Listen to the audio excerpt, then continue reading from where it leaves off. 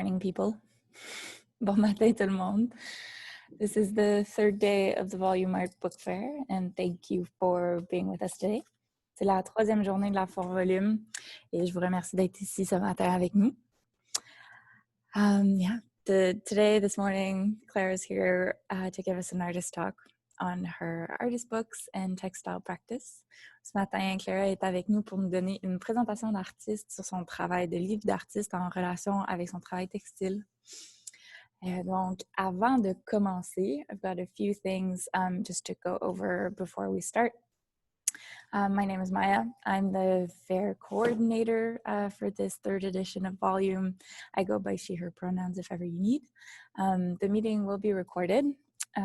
It'll be posted on the Volume Fair website in probably a couple days, the time that we put subtitles on everything and then upload them. We'll be doing some questions at the end if you'd like.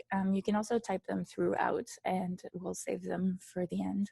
Les questions peuvent être en français aussi, ça me dérange pas du tout, puis je pourrais faire la traduction pour Clara. The questions, can be typed during and we'll answer them at the end, or you can use the raise hand function if you'd prefer saying the question out loud, and then we'll have the option to unmute you at the end so that you can ask it in person. Les questions peuvent être écrites, puis on va les garder jusqu'à la fin, ou bien vous pouvez utiliser la fonction de lever la main, puis on peut activer votre micro pour poser la question de vive voix. So that's what I've got for housekeeping. And I can start with an intro of Clara to give you a tiny bit of background before we start. Clara Congdon is an emerging artist based in Montreal. She makes tactile drawings and artist books exploring gender, media consumption, and representation, and personal archives. Clara holds a BFA from NSCAD University, where she received the Margot Marshall Award for Textiles. She's the creator of You Betcha Iris, a bilingual printed zine about local drag performers. Her artist book, Want to Buy Some Illusion, is currently featured in Art of the Book 2018, a traveling exhibition of work by members of the Canadian Bookbinders and Book Artists Guild. Clara has exhibited across Canada and in the United States.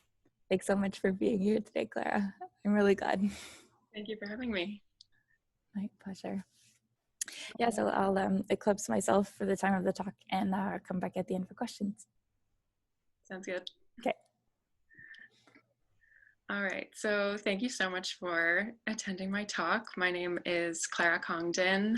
My pronouns are she and her. I am an artist based here in Montreal. I'm originally from Ottawa. I went to art school at NSCAD University in Halifax, and then I moved here to Montreal, and I've been living here for about 6.5 years now. So what you can expect from this talk is the main portion will be me discussing some of my recent projects that incorporate textiles with artist books. But before that, I'm going to give you a quick overview of sort of what I was up to as a kid growing up and at art school that put me onto this path. So I'm going to open up my screen share to open up my presentation here.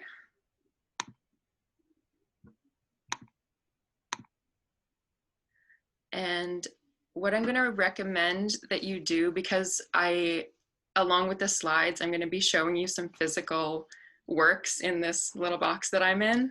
So I highly recommend going to, at the top of your screen, view options, fit to window, and then side-by-side mode.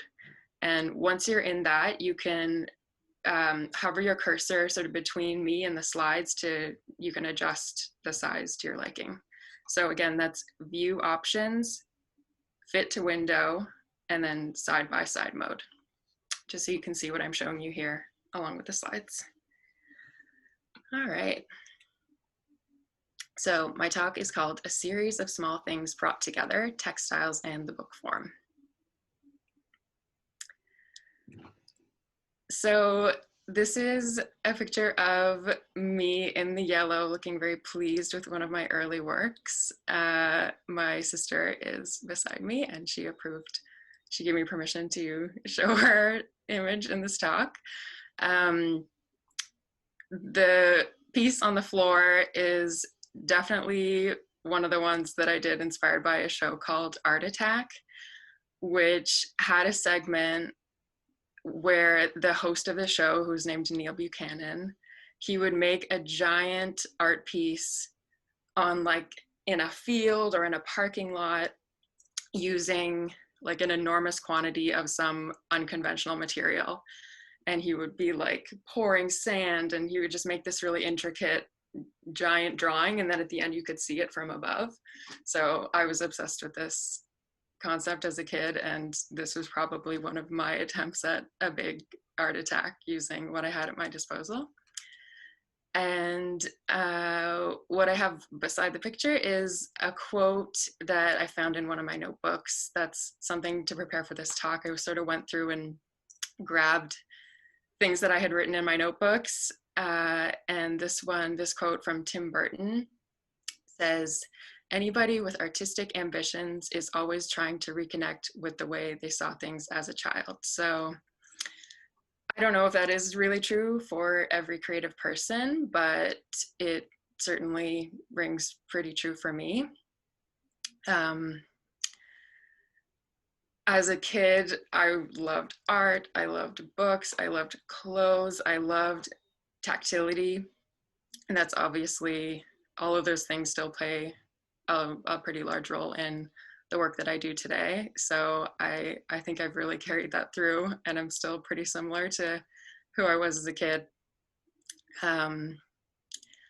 I feel like I was largely, or I think that some kids' books had a big influence on me, like The Wonderful Pigs of Gillian Jiggs, for example, where the character makes a collection of pigs that have all different personalities and all different outfits, and she makes them out of old stockings. Like, I just remember being thrilled by this concept, could not think of anything more exciting. So as I grew older in my sort of preteen years and teen years, I became obsessed with fashion, obsessed with magazines, especially Teen Vogue, because it was smaller than all of the other magazines. So it had this super satisfying compact shape. And I used to cut out, I didn't cut out from my Teen Vogues, but from other magazines, even the newspaper, it looks like, I would cut out my favorite things that I saw, and I would scrapbook them into notebooks, like this one that I made my mom fish out from my desk from my childhood home in Ottawa. So yeah, I was obsessed with fashion, and in my first year of high school, I saw a poster for the high school fashion show, inviting participants, student designers, and I saw this poster and I was like, well, I don't know how to sew, but I have to be a part of this. So that started my journey of learning how to sew. I took a couple of classes at the local sewing knitting shop in town, which was called Yarn Forward and Sew On, and is no longer there, sadly.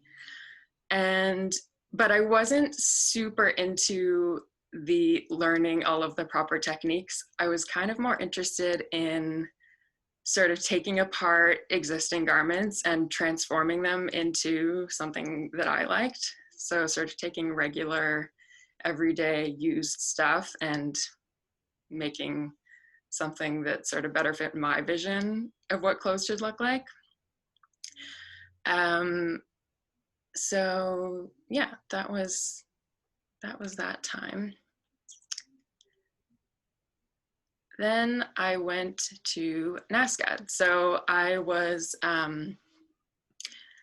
really on this fashion path, and I thought that I wanted to be a fashion designer. But once I got to NASCAD and I started taking these textile courses, which were part of the program at the time, NASCAD offered a major in textiles and then a minor in fashion. Now it's combined, so a split textiles fashion major. But we were required to take textile courses, of course, as part of that program. And I just fell completely in love with textiles and sort of realized that that was the aspect of fashion that I liked the most. Sat down at a loom and just really felt at home. Took dye classes, screen printing classes, weaving, and I took this course called Tactile Notebooks and the Written Word. This is a course taught by Sandra Brown-Lee, who's an incredible artist, weaver, with this incredible notebook practice. And the course was a series of workshops. The one that in the slide here is from a workshop where we went on a walk and drew a line as we were walking, and then couched, which is the name of the embroidery technique used. We couched that line on fabric afterwards. This is a tactile notebook from later after NASCAD, because I did continue this practice, and it's a big part of how I work. And I'm just going to show you, this is one of my favorite pages from my NASCAD tactile notebook. So the workshop was called The Word Made Physical. And we were told to choose a word and then depict that word in our notebooks in a way that sort of reflected the meaning of the word. So my word was pour, so P-O-U-R on the next page. And it's made up of yarns, ribbons, paper, plastic, it looks like, some netting, all sorts of found objects. And this course just really kind of changed the way I thought about art, and it really freed me up. I felt really kind of liberated to approach notebooks in this really tactile, experimental way. Here's a notebook this is actually the same notebook as in the slide here from after NASCAD. This is just an example of the type of experiment. One of my favorite pages, I just wove these strips of scrap fabric into this produce netting.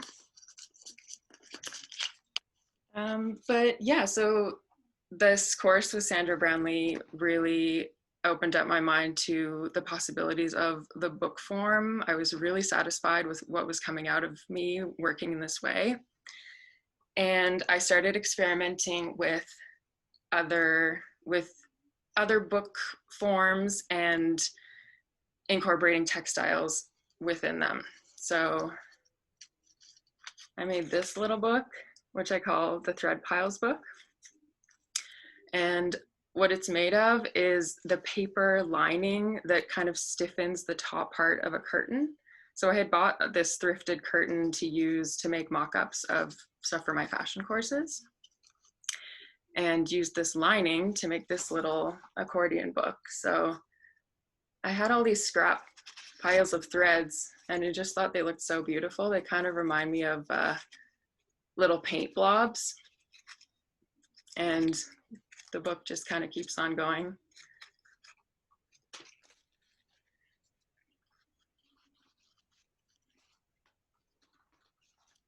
And then I also made this book, which I called the Muslin book, because it is made up of all these different scraps of muslin, which muslin is the fabric that is typically used to mock up clothing. So being in a fashion program, I had tons of these little scraps. My friends had tons of these little scraps, and I made them into this book that had these little holes cut out that I then enforced with stitching and put this translucent fabric to fill the hole. And all these pages are different sizes, and they layer, and then the book completely unfolds and then folds back into itself. And this book was inspired by an artist from South Africa called Nicholas Hlobo, who's incredible and makes a lot of work that with leathers and rubbers that he stitches together using primarily ribbon. They're amazing. And I remember I came across this video of one of his Moleskine notebooks. It was part of an exhibit that Moleskine did where they had artists, writers, different creative people fill in a Moleskine notebook, send it in, and then they did a traveling exhibition. And his notebook, there's a video on YouTube of somebody flipping through his notebook, and it has these little holes cut out of the pages, reinforced with his signature ribbon stitching. And then the ribbon stitching kind of flows through onto each page and accordion folds out. It's one of those pieces that I think about a lot. So that led me to finishing up at NSCAD with my graduation exhibition, which I did call Volume 1, which I thought it was so funny when Montreal came out with its first book fair in 2018, Volume 1 MTL. Now we're Volume 3 MTL. My show is called Volume 1, and it is actually behind me. I have it up on the wall in my studio. And it's a continuation of this exploration of the book form. What I did was I built books directly into curtains. These are thrifted curtains bought for the purpose of making mock-ups, and you can see in some of them where I've cut out garment pieces for these mock-ups. And the two books, the Thread Piles book and the Muslin book, were both part of this exhibition, or part of the installation. And any books that weren't directly built in, I made like a little pocket for, so they just sat in. And I was just, at this point, so interested in this interactive, tactile art making, and invited viewers to flip through these books. And in the pages of these books, I have little sort of relics from my time in Nova Scotia. So I used it as a way to kind of deal with this accumulation of stuff that I had. And some of these things meant a lot to me, and some of it I just kept because I felt bad for having it and then throwing it out. But yeah, so they came together in these sort of fabric collaged curtains with books built in, part hand stitched, part machine stitched. So then I moved to Montreal. I'm just gonna check the time, okay. Then I moved to Montreal, and I'm not gonna read this entire quote because it's long, something that I wrote down in one of my notebooks, but I'm gonna read part of it just because it really represents how I was feeling finishing art school, kind of losing access to all of this space and all of these facilities and looms and sewing machines, and trying to figure out how I was gonna start making art without all those things in a new city. So I'm gonna start a little bit in the middle here. It says, things that are disposable sometimes say, I am vulnerable, so please take care. I realized that modest means could be used to make something extraordinary. In order to make a magazine, if you think, oh, I need the best paper and the best this and that, then you are paralyzed. I didn't want to be burdened by production details, so I focused on content and just started. I had no idea what I was doing. And that is a quote by the artist and writer Leonard Cohen, not Cohen, Leonard Cohen, from an issue of Apartamento magazine. So a couple years into living in Montreal, I went to Monastiraki, which, if you aren't familiar, if you don't live in Montreal, Monastiraki is this incredible art gallery curiosity shop on Saint Laurent Boulevard. I was in there and I was talking to one of the co-owners, Billy Mavreas, and we were talking about zines. And he said, he asked me, oh, you make zines, right? And I said, no, I don't, but we've talked about zines before and I love zines and I've been thinking about making one. And he said, you don't really need to think about making zines. You kind of just make it, like it's just a zine. So I made a zine. It's called L'Oubli, and I made 3 issues of it at this point. The name I chose as kind of an homage to one of my favorite artists of all time, Louise Bourgeois, who's a favorite of many, many textile-based artists. She has this incredible cloth artist book called Ode à l'Oubli, which is one of my favorite pieces. Each page uses kind of a different textile technique, whether it's applique, weaving strips of cloth. And I've actually, I forgot to mention at the beginning, I have a document ready to go for when the link for this talk is posted for viewing after it's translated. And in the description for the talk, it will have this document with references and links to things that I've mentioned in case anybody wants to learn a little bit more, watch a video about it. And one of those links is this book, Ode à l'Oubli. I recommend looking at it. It's really beautiful. So yeah, that's the zine project that I started. So for this zine, I heavily incorporate textiles, and I use it as kind of a behind the scenes of my practice. So as I'm working with textiles, I often love the back side, because when you're stitching, the stitches show up in a different way on the back. So you can see on the cover of the first one, number 1, and on the back as well. These are scans of the backs of some of my textile works. So yeah, I do a lot of scanning of the backs, photos, scans of in progress works. Some of them have collages that incorporate textiles and paper. Sometimes I've just put a bunch of beautiful sort of scrappy yarns and materials like right on the scanner bed beside the Beckhams. So yeah, I use this as a really kind of loose project to sort of just document some of my processes. And it's very, very sort of it's all done at home. I print the pages mostly, except for the inside pages of number 2. It's all printed on my home printer. I sew the spine on my sewing machine, and these are printed in really small editions of 10 to 20.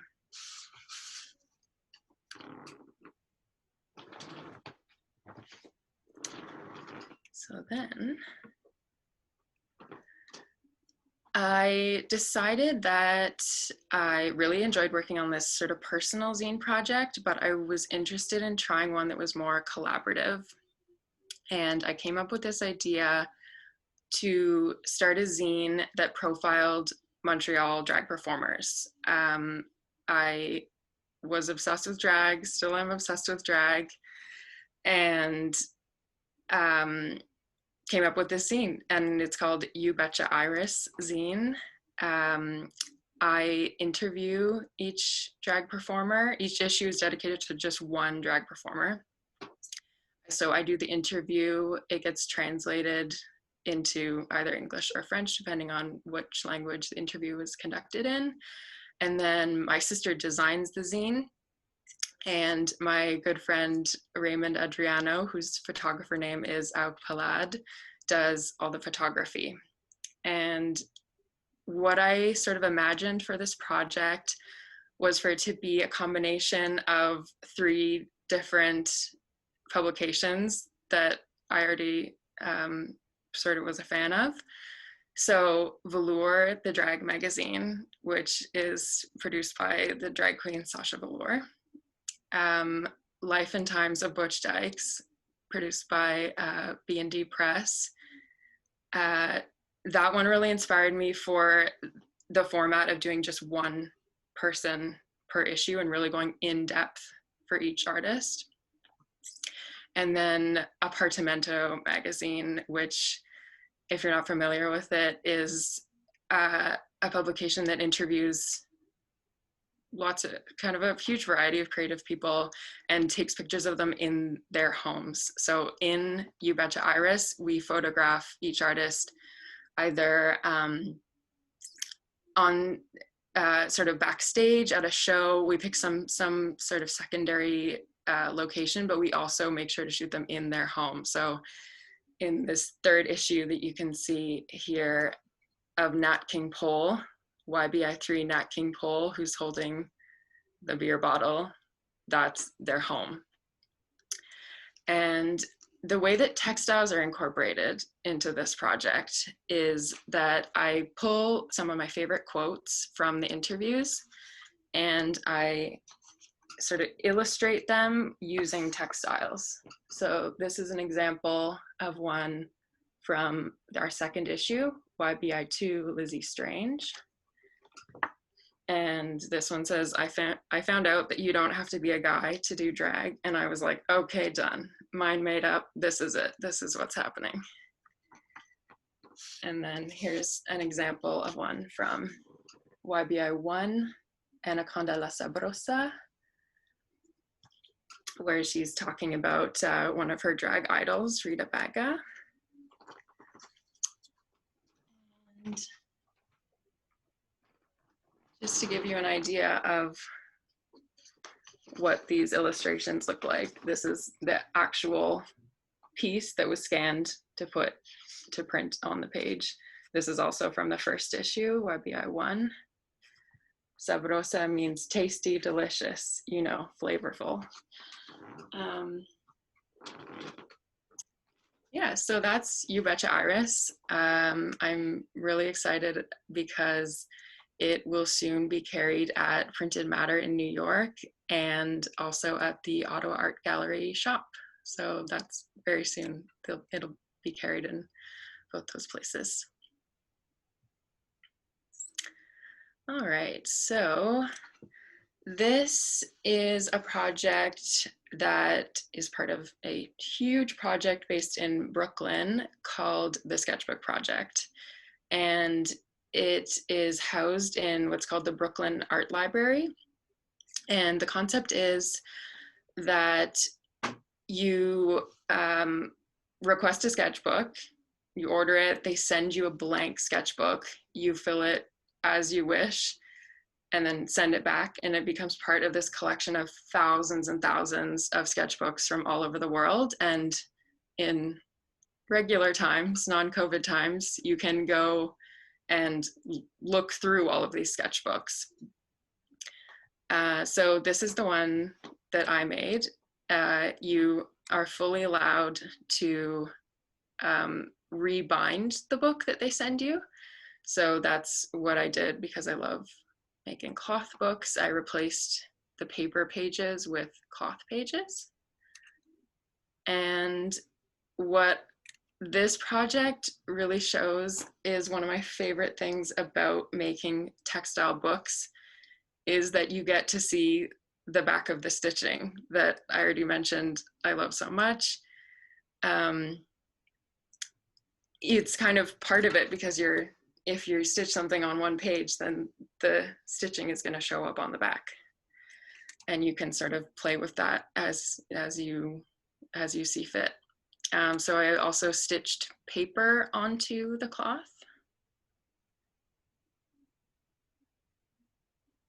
Buttons. There's some hidden words in this one. So I used some paper to kind of stiffen the edge of a hole that I had cut out in the fabric.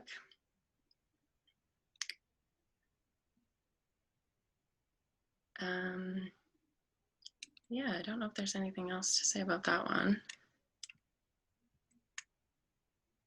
But yeah, the use of text, I love to use text in my work, so that also lends itself well to making book forms and making artist books.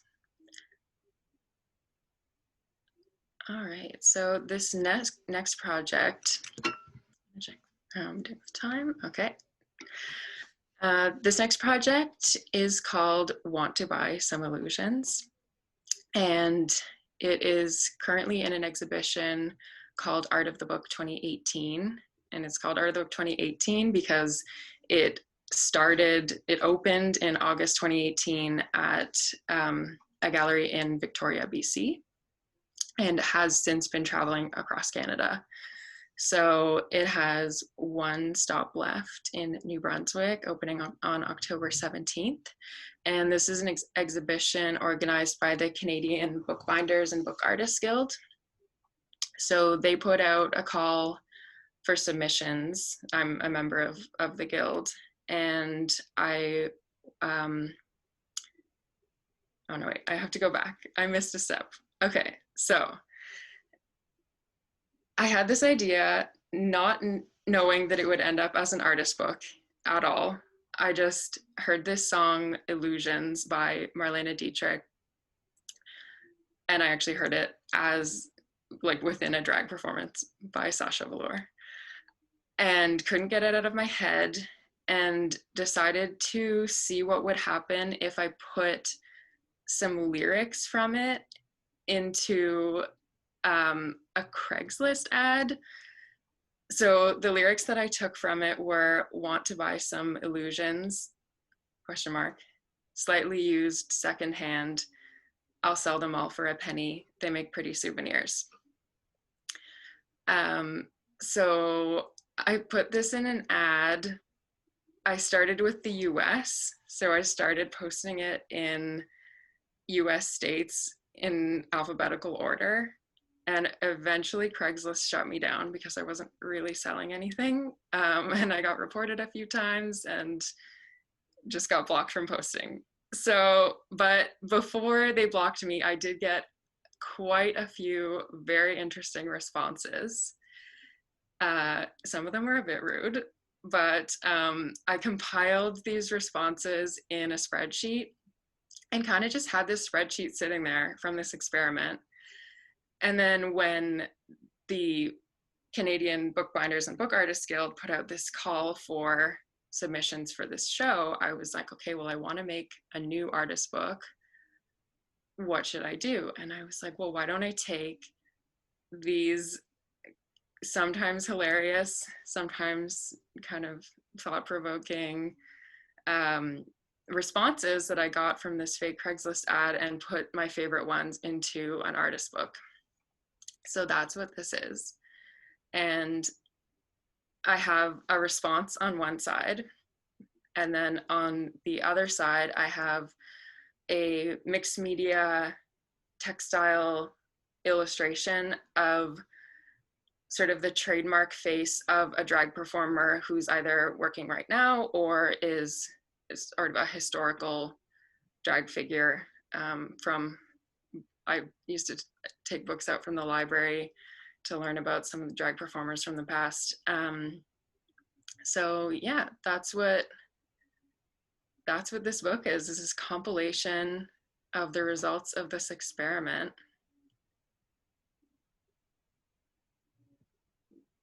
And so I'll read out this one. I was wondering just what is an illusions anyway? And I put the responses in exactly as they were typed, so including any typos.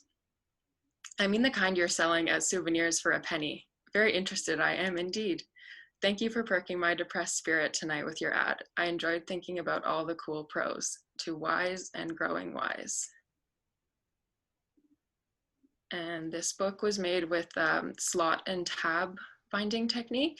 So each page either had a slit down the middle or was cut at the top and bottom. So they all kind of slot together.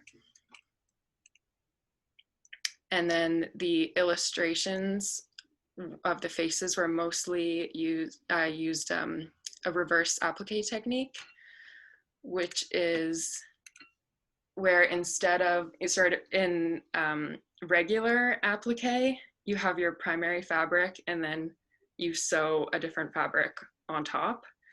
Whereas with reverse applique, you take your primary fabric, cut a shape out, and then you put your secondary fabric underneath and stitch them together like this, so the secondary fabric is visible through the hole that you've cut. So that's one of the techniques I used in this book. This one says, "Hi, I'm inquiring about your post on Craigslist where you state you're selling some slightly used secondhand illusions. I'd love to get some more info about what those words mean."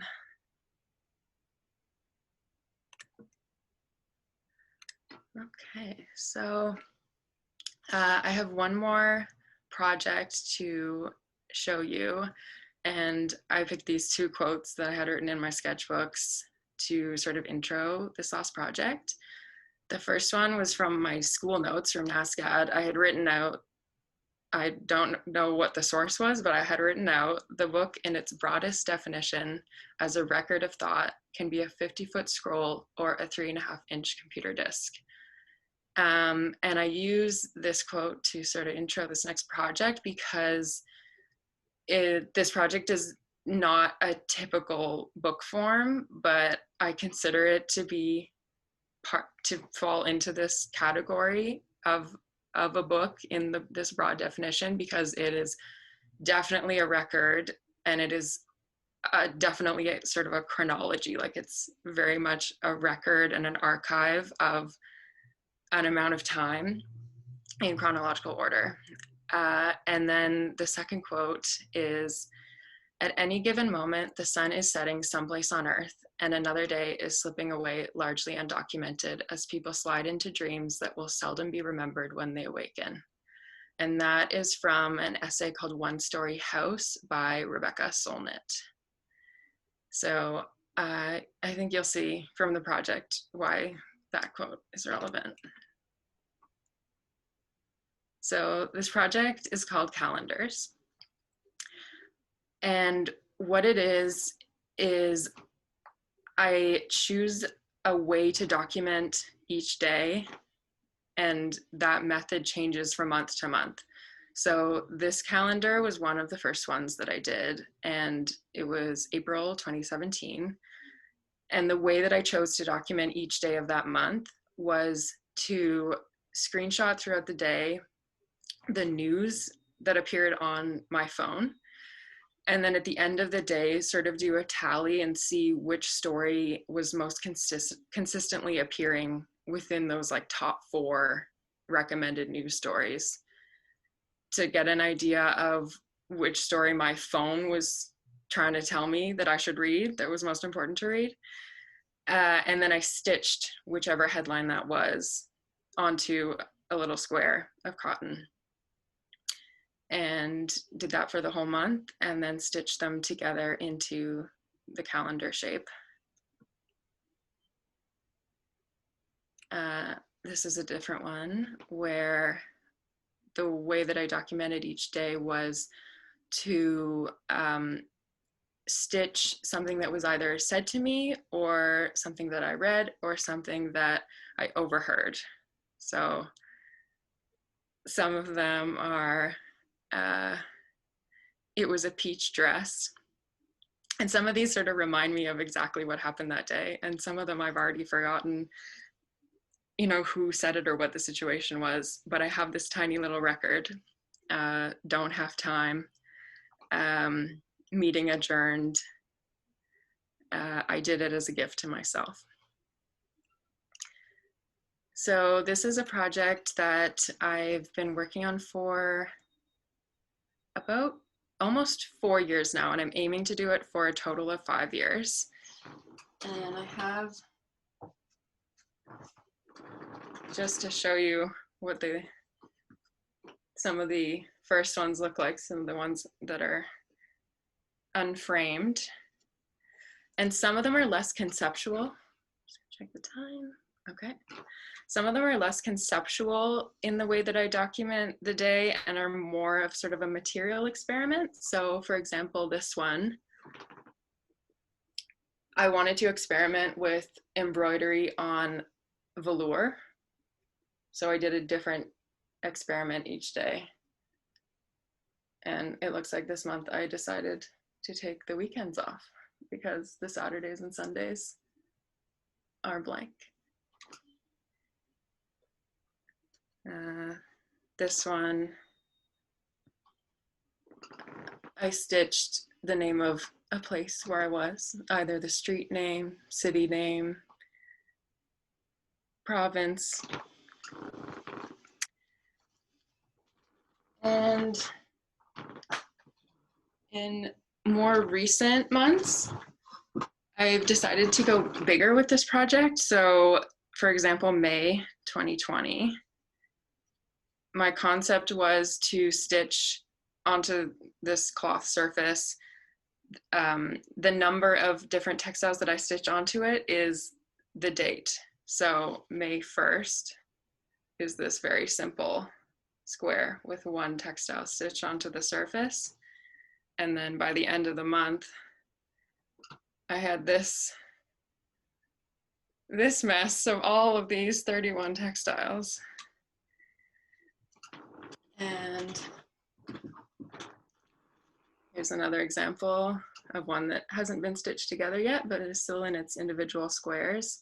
So this one, I did a reverse applique of an item of clothing that I wore that day.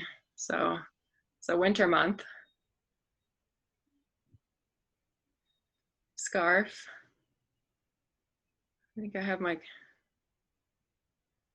belt. You get the idea.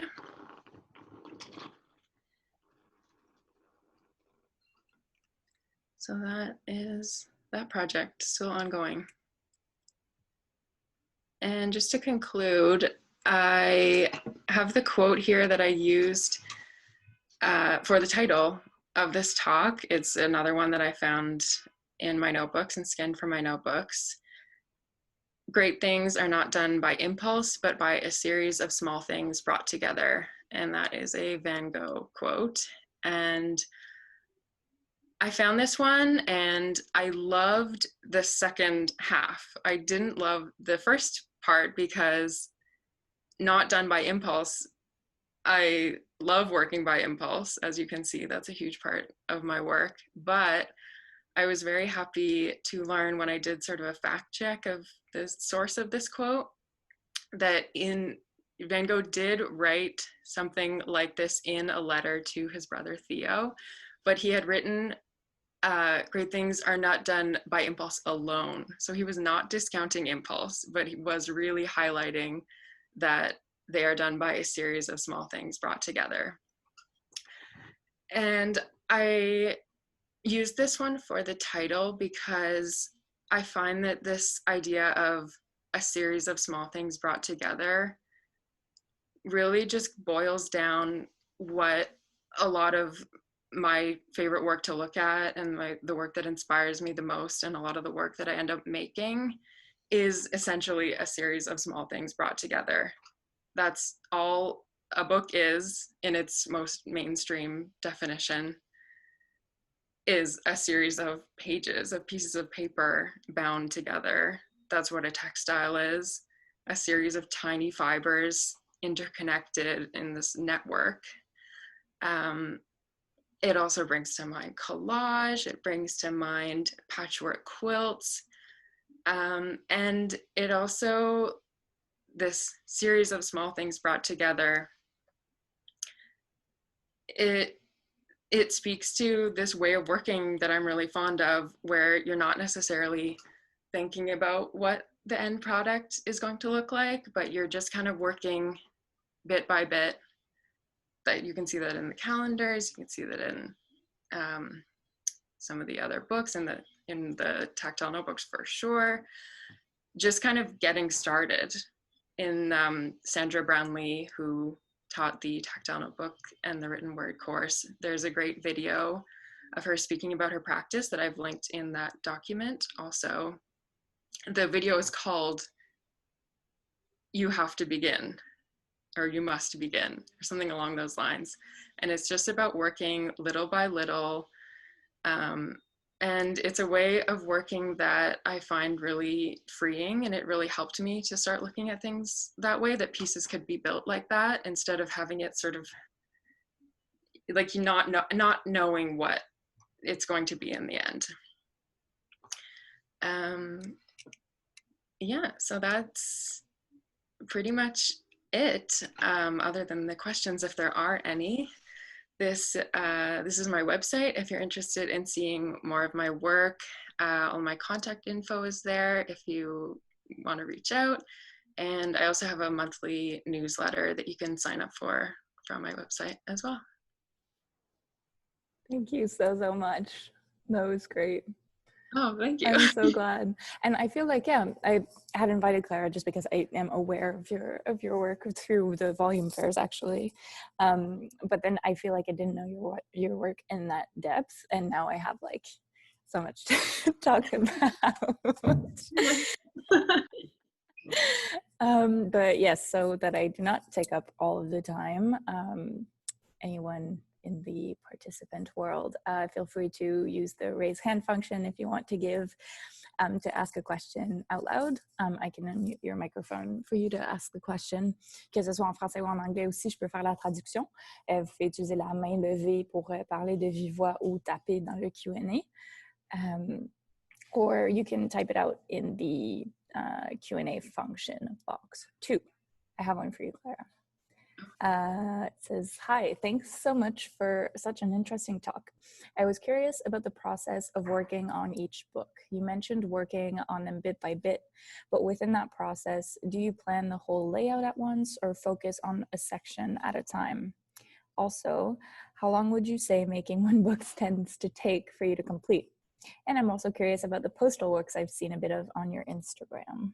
Oh, wow. Okay. 3 parts. 3-part question. Okay, so the first one is about the process bit by bit, but within that. Or planning a whole layout at once, or focus on a section at a time. I would say it depends on the project. I'm trying to think of, just pick one to sort of think how I, like for the single edition, Want to Buy Some Illusions, that one I really just would work on page by page. And what's so fun about it in that sort of page by page process is that the fabric you use for this page becomes the fabric that's on the other side in the next spread. So it really just keeps building as you go and is really hard to plan. Yeah, I don't really like planning them out. I think it takes away some of the fun. I'm trying to think if there are any that I really planned out too much. No, like even in the calendars, because I'm building them day by day, I don't even know what they're gonna look like when they're all assembled. So yeah, I don't do a lot of planning. I guess the most would be in the zines, just because I can, once I scan them, I play around digitally with what the layouts are going to be. So there's the most planning in that process, I guess. Mm-hmm. Yeah. And then the second part was about length of time taking for a book to complete. Yeah, that one also depends a lot on, I would say, like the books that are completely hand stitched are gonna take, I mean, from like 2 weeks to a month if I work on them a bit at a time, I would say. And a zine doesn't take me too long. I mean, the You Betcha Iris zines, those take longer. Those are more because they have the photography, the design, the interview, those take a long time, but I have help with those ones. But the little personal zines are fairly quick to make. Yeah. And then the postal, yep. The mail art. Yeah, so you can see on my Instagram that one of my recent calendars, the April 2020 calendar, it did end up being a mail art project. So I put out this call for participation to try to break this loneliness that everyone was experiencing at the beginning of COVID. And I had people just send in, I asked people to write down how they were feeling, like in that given moment. Just pick, if you have 7 emotions at once, just pick one of them and write it down, take a picture and send it to me. And I got a lot more submissions than I was expecting, and I digitally formed the calendar for that month. Instead of having little pieces and sewing them together, I digitally arranged all of the submissions and printed out a copy for each person who had participated, and then mailed them the full calendar.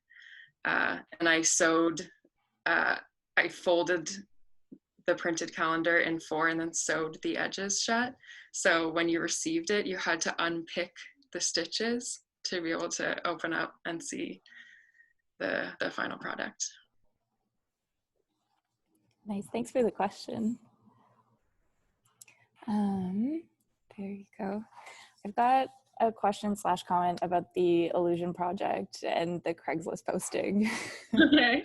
I think it's super fun, and like definitely makes me think of the way that like Sophie Calle does a series of rules or guidelines, or in a way that then you follow them, it becomes almost in a performance sense, almost in those kinds of like following a guideline to make an experiment out of it. And considering that, and then the fact that like a book basically comes alive once you are in contact with it, is a performance something you think about, something that's like involved in a bit of your practice, something you'd be like interested in? I don't know what you think. Definitely. I hadn't thought so much about the Craigslist posting as a performance, but I think that's really interesting, and something that I should think about more.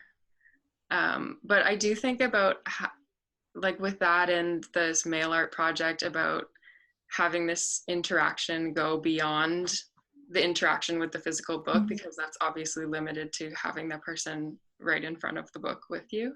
Yeah.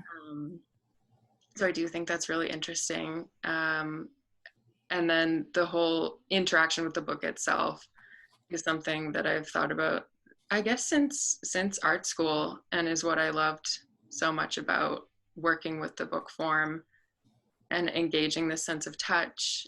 And it just creates this sort of mystery. Like, I love that the piece only really comes alive when you're engaging with it, and that it's not like the whole thing is like bam right in front of you like a giant painting. Like you have to. It makes it like sequential or durational in that way, I guess. Exactly. Yeah, it's time-based. It's a time-based medium, and I think that's really a really cool way to. Yeah. I've got a raised hand. Ooh. Okay, I will unmute. Oh, okay. Is using an older version of Zoom. Okay, then I'll do that. We'll be rejoining in a way that will allow them to use the microphone. Okay. It should happen shortly. Can you hear me? Yeah. Hello. Hi, Clara. Hi, Allie. I've been following your work for a while, and I'm just wondering about how your process is very flow-like, which is great, but I'm wondering if you encounter resistance and how you work with it, especially with a needle and thread. And then if in your work you can see your moods and emotions through the pages, and if they're more personal to you than if you're speaking about your work to an audience. Okay. Okay, I'm gonna do the second part first. So I definitely think you can see some of my moods and emotions in some of these works. The first one that comes to mind is in the calendar project. I don't know if others can see, but I can tell from just what I chose as the prompt or the guideline for that month, sort of where I was at mentally and emotionally at that time. Like in, it was either January or February of this year, I was really, really feeling the seasonal affective disorder. And so my calendar was about the sunrise time and the sunset time. So I stitched on by machine on paper the Montreal sunrise sunset, and then I picked a different city in the world and put their sunrise and sunset time just to kind of compare. And you know, if they had like if somewhere else in the world had like a long day of sunlight, I would like pine for that. So like I know that I wasn't probably doing that well that month. And trying to think if there's any other examples. I think you can sort of see, because my work is pretty impulsive, you can kind of tell whether I'm kind of in a chaotic state or not based on the mark making, like in the stitches as mark making or in the drawing as mark making. I think you can kind of tell sort of whether I'm in kind of a very orderly, sort of peaceful frame of mind, or am a little bit more kind of hectic and disorganized. I think that probably comes through. And then the first question about whether I encounter resistance. That's a very good question. Sometimes I encounter resistance in the actual structure of what I'm working on, not sort of behaving as I need it to. Like when you're making something that's not just going to hang on a wall, sometimes like the type of binding that you think you can use doesn't work so well with cloth, because it's that type of binding is designed for like cardstock paper and doesn't translate so well to cloth. So sometimes I have some resistance in translating some techniques that are designed for paper over to the textile medium. Does that answer your questions? Thank you. Thank you. That's great. No, thank you. Click this, and yeah, I want to recommend, I also did the sketchbook project once, and I want to recommend to people to do it because like it's so fun. Even just knowing that like your book is somewhere in a huge collection. It's a massive collection. It is so cool. And then they send you emails whenever someone consults it, which is great to know. And it's just like they give you a certain timeline, right? You have a couple months to complete it. Yeah, each like session has a deadline. Yeah, and you're part of like a cohort of people that are all doing it at the same time, and it's such a fun project. And yeah, you can do whatever you want with it. And even if you're not someone who like draws regularly or has their own like formal artistic practice, having that kind of assignment with a deadline is awesome. Yeah, definitely recommend it to everyone. And you can digitize, you can opt to have your sketchbook digitized and part of the digital library as well. I didn't. That's true. But you can. Yeah. No, I didn't either. I remember taking photos of it as I worked on it and such, but yeah, that's great. Oh, and congrats on Print and Matter. That's really cool. Thank you. Yeah, I'm really excited. Yeah, that's great.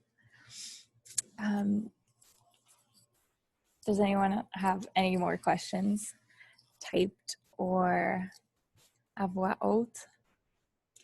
I've got a congratulations, Clara. Very nice job from Dominique. Oh,